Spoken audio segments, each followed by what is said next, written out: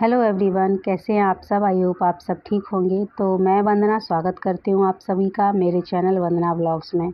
तो इस कुर्ती को मैंने एक वीडियो में कट कर किया था, वही मैंने आपको बताया था कि जिस वीडियो में मैंने इसको कटिंग किया था आज सिलूँगी या कल सिलूँगी मैं आज, और उसी दिन मैंने इस कुर्ती को सिलाई भी कर ली थी, इसकी मतलब स्टिचिंग भी कर ली थी। लेकिन वीडियो तो बना लिया था, एडिट भी कर लिया था, लेकिन वॉइस ओवर नहीं कर पाई थी। तो चलिए वॉइस ओवर करते करते मैं आपको आज बताऊंगी कि घर से सिलाई करने के क्या क्या फ़ायदे हैं, यानी कि घर से बुटीक चलाने के क्या क्या फ़ायदे हैं। तो बहुत सी बहनें हैं जो झिझकती हैं कि मैं घर से बुटीक कैसे चलाऊं, मेरा तो घर का काम ही इतना हो जाता है कि मैं सिलाई का कपड़े कैसे लूँगी। तो देखिए, सिलाई के लिए कपड़े लेने के लिए सबसे पहले तो आपको डरने की ज़रूरत नहीं है। अगर आपको सिलाई आती है तो आप बिंदास सिलाई के कपड़े भी ले सकते हैं। लेकिन अगर आपको सिलाई नहीं आती है तो पहले खुद के कपड़ों से स्टार्ट करिए, यानी कि जो भी छोटे मोटे कपड़े, फटे पुराने कपड़े हैं उन्हें सिल के देखिए आप।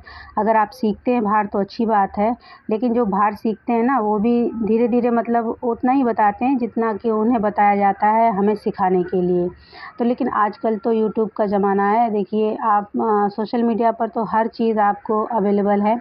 आप जो भी सर्च करेंगे वो आपके सामने आ जाएगा। तो आप जो भी सिलना चाहती हैं, जिसमें भी आपकी इंटरेस्ट है आपका, तो आप उसको सर्च करिए और वो सब आपके सामने आ जाएगा। बशर्ते बस इतना है कि आप पुराने कपड़ों पर या फिर आप जो कटे-फटे मतलब छोटे-मोटे कपड़े जो होते हैं उन पर सिलाई करिए। डायरेक्ट किसी का कपड़ा मत लीजिए और ना ही डायरेक्ट अपना कपड़ा या अपने घर में से किसी का भी कपड़े पर सिलाई मत कीजिए। क्योंकि अगर एक बार कपड़ा कट गया तो वो ख़राब हो जाएगा अगर आपने अच्छे से उसको नहीं सिला तो। अगर उसकी कटिंग अच्छे से होगी तो आपका कपड़ा सिल जाएगा। अगर कहीं से भी गड़बड़ हो गया तो आपका कपड़ा मतलब वो ख़राब होना ही होना है। तो पहले तो आप क्या कीजिए कि जो भी आपके पास फटे पुराने जो कुर्ते वग़ैरह होते हैं उनको देखिए, उनको खोलिए, उनके नाप लेना सीखिए कि किस तरह से मेरा जो मैंने आज जो पहना है कपड़ा, जैसे कि आपने जो कभी भी पहना हो कपड़ा तो आप उसको देखिए कि मैंने जो पहना था ये कपड़ा मुझे फिटिंग आ रहा था या नहीं आ रहा था। उसको देखिए किस तरह से उसकी सिलाई है।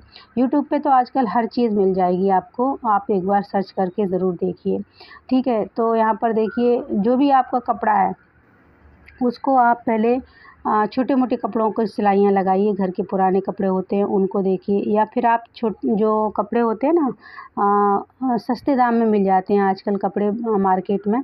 तो कट पीस में जो होते हैं ना कपड़े, उनको आप देखिए कि आपके मार्केट में कहाँ वो दुकान है, आपके शहर में कहाँ वो दुकान है जहाँ पर कट पीस में कपड़े मिलते हैं। तो उस तरह से वो मतलब यहाँ पर तो देखिए जहाँ पे मैं रहती हूँ मुंबई में, वहाँ पर एक चिंदी मार्केट करके दुकान मार्केट होता है। वहाँ पर बहुत ही कम दामों में 10-10 20-20 रुपए के मीटर मिल जाते हैं ऐसे कपड़े, कम रेट में। तो इस तरह से आप सीखिए कि जो भी कट पीस में कपड़ा लेके आएँ उन पे ट्राई कीजिए। किसी का डायरेक्ट कपड़ा को आप उस पे डायरेक्ट मत कटिंग कीजिए। सबसे पहली बात तो ये हो गई। और अगर आपके हाथ में फिनिशिंग है तो तभी आप डायरेक्ट कपड़े पर कीजिए कटिंग, वरना आप क्या करिए पेपर पैटर्न करिए कटिंग। उस पे अगर आपको गलती से भी कुछ कम ज़्यादा हो जाता है ना कटिंग, तो आप अगले पेपर पे कट कर सकते हो। डायरेक्ट कपड़े पर कट गया तो बहुत ज़्यादा मुश्किल हो जाती है। तो घर में देखिए घर के सारे काम आप जल्दी निपटाइए। और सबसे पहले मैंने पिछले जो वीडियो डाला था ना सिलाई का, उसको बहुत लोगों ने पसंद किया है और काफ़ी मतलब इसमें व्यू आए हैं, कमेंट भी आए हैं बहुत अच्छे-अच्छे। तो इसीलिए मैंने ये सोचा कि एक और वीडियो बनाया जाए जो कि मोटिवेशनल हो, जो कि जैसे मेरे जैसी बहनों के लिए ही वो वीडियो है। तो इसीलिए मैंने ये सोचा कि आज चलो एक और वीडियो बनाया जाए। तो यहाँ पर मैं आपसे कहना चाहती हूँ कि घर से काम करना देखिए कोई ख़राब बात नहीं है, गलत बात नहीं है। आप अपना काम करिए और जो भी चाहते हो वो पहले सीखिए।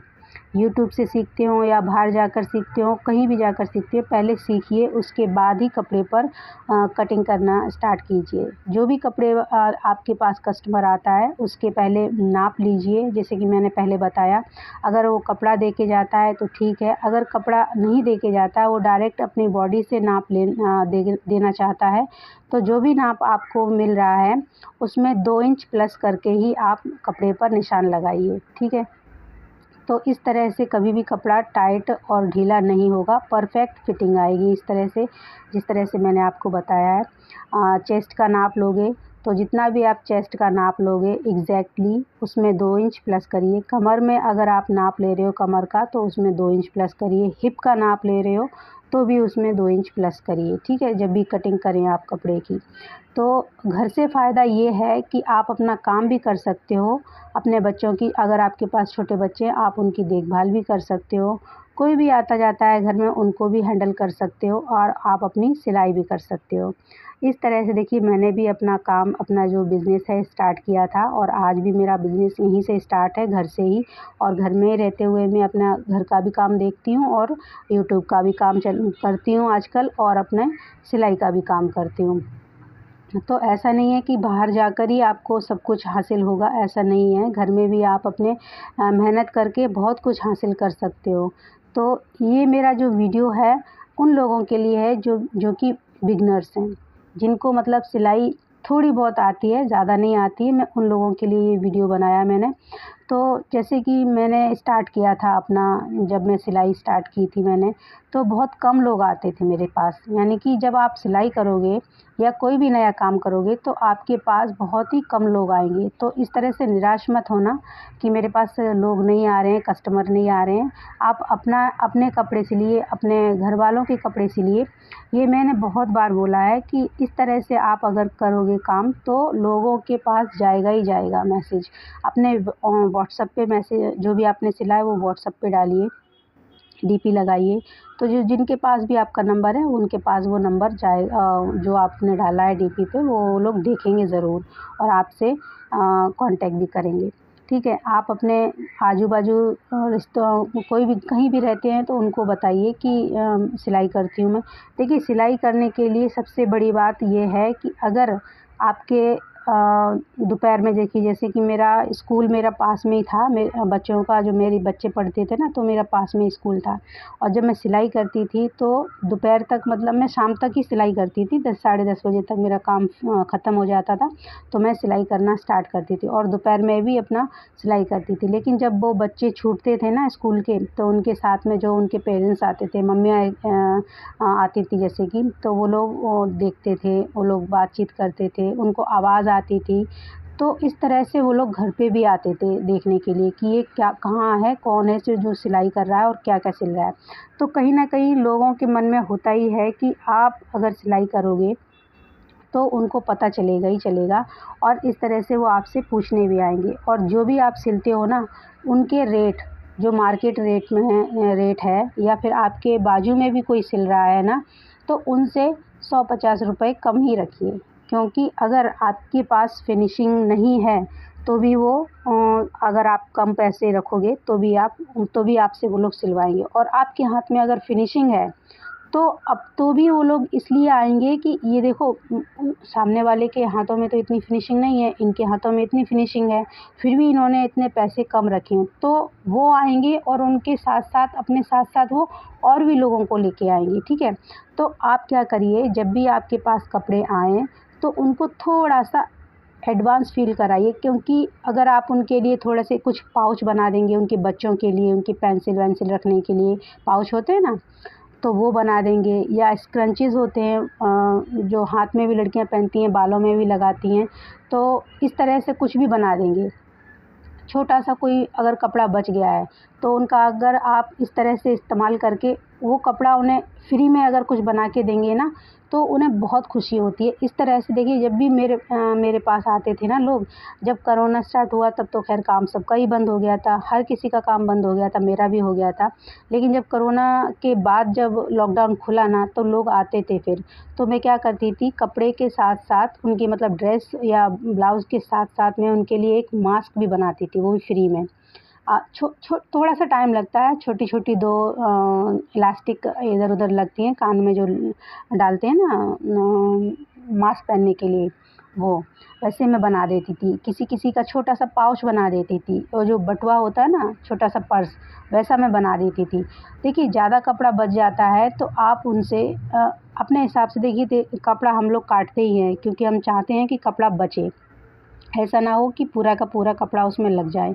कपड़ा बचाने की भी कोशिश करिए। अगर थोड़ा-सा भी कपड़ा बचता है तो मैं आज तक यही करती हूँ, मैं अपने पास किसी कस्टमर का कपड़ा नहीं रखती हूँ। हाँ, छोटे-छोटे जो कतरन जैसी होती हैं वो रख लेती हूँ, क्योंकि कभी-कभी काम में आ जाती हैं। किसी तरह से कपड़ा कभी कम पड़ा तो मैचिंग कर गया तो मैं वो लगा देती हूँ कपड़ा। अगर थोड़ा-सा कपड़ा ज़्यादा बच जाता है तो मैं उनको हाथों हाथ दे देती हूँ, और ये बात उनको मेरी बहुत पसंद आती थी। हर कस्टमर को ये बात पसंद आती थी कि या तो मैं उनके लिए कुछ बना के दे देती थी, और फिर भी अगर कपड़ा बच जाता था ना तो मैं उनको हाथों हाथ दे देती थी। तो उन लोगों को ये खुशी होती थी कि ये देखो जितना भी मेरा कपड़ा बच गया है, और वो उन्होंने मुझे दे दिया हाथ में। और टेलर लोग क्या करते हैं कि कभी कपड़ा वापस नहीं करते हैं। आप उनसे अगर मांगोगे ना कि जो कपड़ा अगर बच गया हो तो मुझे दे दो, तो वो लोग बोलते हैं नहीं, नहीं बचा कपड़ा। तो मैं तो भाई ऐसा करती हूँ, मेरे पास जितना भी कपड़ा बचता है ना मैं सीधा उनको दे देती हूँ। उनके मतलब जो कपड़ा होता है ना, सिल के रखती हूँ मैं जिस थैली में या जिस भी चीज़ में, तो उसी में मैं कपड़ा दे देती हूँ। और जब वो उनसे बोलती हूँ कि ट्राई कर लो, मैं घर में ही ट्राई करवाती हूँ, देखिए। और अगर जो कस्टमर अगर ट्राई नहीं भी करता है ना, तो वो घर पे जाके करता है, तो मैं उस थैली में से कपड़े को निकाल के दे देती हूँ कि देखिए आपका इतना कपड़ा बच गया है, ये लेके जाइए।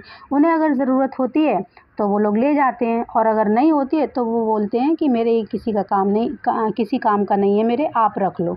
तो फिर मैं वो कपड़ा रख लेती हूँ। मतलब मैं उतना ही पैसे लेती हूँ जितना कि मैंने कपड़ा सिला है, ठीक है। और थोड़ा-सा एडवांस में उन लोगों को इसलिए कुछ दे देती हूँ बना के, क्योंकि उनको अच्छा लगता है।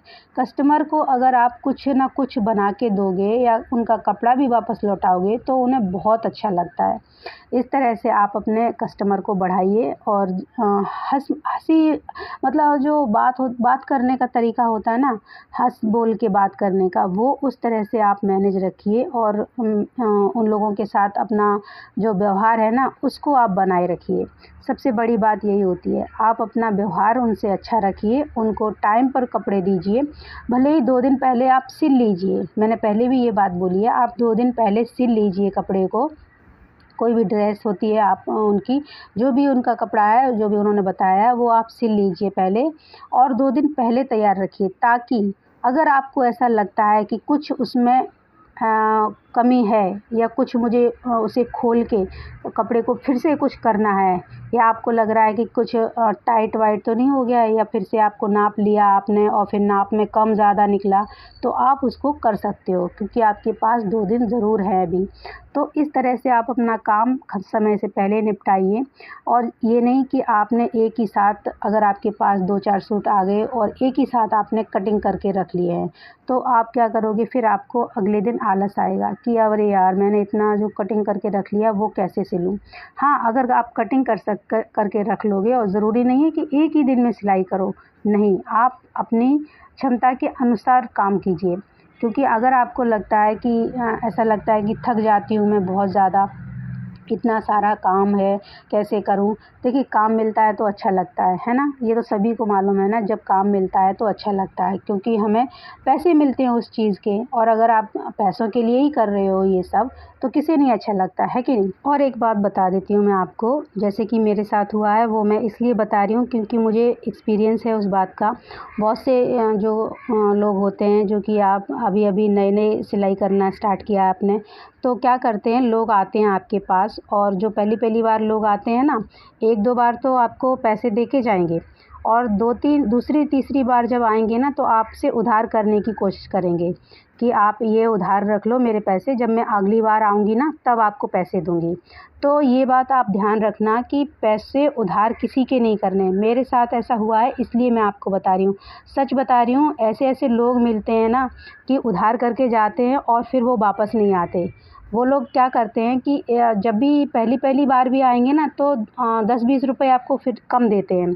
अगली बार आएँगे तो 2-4 बार, मतलब जो आते रहेंगे ना, तो इस तरह से पैसे 20-30 रुपए, 50 रुपए ऐसे करेंगे कि मेरे पास अभी है नहीं, आगे आएँगे, अगली बार आएँगे तो देंगे। मेरे पास जो लोग आते थे ना, मतलब जो लेडीज़ आती थी एक बार, एक लेडीज़ आती थी, वो ज़्यादा ही इस तरह से करती थी कि वो क्या करती थी, पूरे रुपए कम मतलब वो उधार में लिखवा देती थी। मतलब लिखवाती भी नहीं थी, बोलती थी कि मतलब मेरे उधार कर लो, मैं अगली बार आऊँगी तो दे दूँगी। और मैंने जब नई-नई सिलाई सीखी थी तो मुझे भी लगा था कि चलो उधार कर लो, कोई बात नहीं, फिर आएगी वो दे देगी। 2 से 3 बार वो इस तरह से पैसे उधार करके गई और फिर कभी नहीं आई वो। तो इस तरह से मेरे पैसे भी चले गए और मेरी मेहनत भी बर्बाद हो गई। तो इसलिए मैं आपको बोलती हूँ कि जो भी आप सिलाई का काम करते हो, जो लोग भी सिलाई का काम करते हो, तो सबसे पहले उनसे पैसों के बारे में बात करिए। अगर आपके उन लोग बोलते हैं कि दीदी हमारे पास थोड़ी तंगी है, पैसों की थोड़ी-सी प्रॉब्लम है घर में और ये वो बहाना तो बहुत से ही लोग लगाते हैं और उधार भी करने की कोशिश करेंगे, लेकिन आप कभी भी उधार मत करिए। बोलिए कि जब भी आपके पास पैसे हों तब आप अपना कपड़ा लेके आ जाइए मेरे पास और मैं सिलाई कर दूँगी। तो इस तरह से आप अपने काम को स्टार्ट करिए और अपना बिज़नेस बढ़ाइए। तो यहाँ देखिए मेरा आपसे बातें करते-करते मेरा सूट भी तैयार हो गया, यानी कि कुर्ता भी तैयार हो गया है। और मेरी कही हुई कौन-सी बात आपको अच्छी लगी, एक बार ज़रूर मुझे बताना। और यहाँ पर देखिए मैंने आपको जो भी टिप्स दी हैं वो सब मैंने अपने एक्सपीरियंस से दी हैं, क्योंकि मैंने इन सब बातों को झेला है, इन सब बातों को किया है। इस तरह से मैंने अपने काम को आगे बढ़ाया है। काफ़ी मुश्किलें आएँगी, लेकिन आप मुश्किलों से मत घबराना, अपने काम पर फ़ोकस करना, अपने बिज़नेस पर फ़ोकस करना और आप अपने आप पर पूरा भरोसा रखना। कभी भी ऐसी परिस्थिति आए जहाँ पर आपको लगे कि नहीं ये सब बंद करना चाहिए, वहाँ पर आप ये समझना कि आपकी परीक्षा वहाँ से शुरू हुई है। ठीक है, तो ये है मेरा आज का वीडियो और देखिए मैंने अपना कुर्ता भी तैयार कर लिया है और आज का वीडियो मेरा यहीं तक था। अगर वीडियो पसंद आए तो प्लीज़ लाइक, शेयर, सब्सक्राइब करें। चलिए मैं मिलती हूँ अपने अगले वीडियो में, तब तक अपना ध्यान रखिए। Take care, bye. Thanks for watching.